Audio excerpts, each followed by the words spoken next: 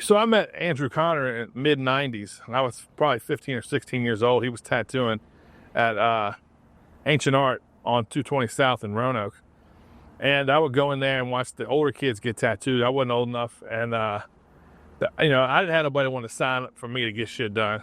But he was tattooing my homies, and then throughout the years we just became friends. It took a little while. We became closer friends. Then he moved to LA. He came back. He's in Roanoke, and he's working wherever he can, picking up spots and stuff. And him and his girl split, and me and my first wife split. And so it was time for us to figure something out. At least for me, I was like, yo, our homie's opening up in Harrisonburg. We need to roll up there. And so he was like, I'll go for opening weekend.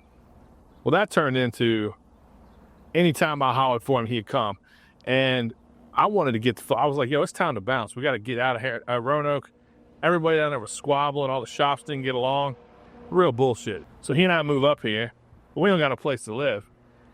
Alley Cat it was busy enough, but it wasn't really bringing home the bacon. So a lot of times, if we didn't have anybody take mercy on us, we would stay in Alley Cat, like the shop down the street. And that was right across the street from Hardee's. And that was like 02, 03, and you could still smoke in restaurants. You could smoke in Hardee's.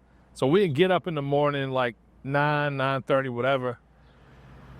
Go in the bathroom, take turns going in, getting like a bird bath, wash your face and hands and your pits to get straightened out, And then we'll walk over to Hardee's. I'd get a biscuit and gravy and a sausage, egg, and cheese or something. Andrew would just get some hash browns and ketchup. And he'd been vegan for 30 years or whatever. And we would just sit there at Hardee's and we'd finish our meals. We'd just face Alley Cat like the window faced up the hill and just sit there and smoke cigarettes. They had them old aluminum ashtrays. Come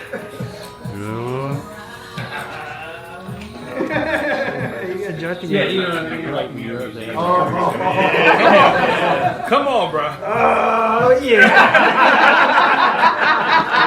Come on, bro. Just like the single-use disposable ones, you could crumble them up in your hand.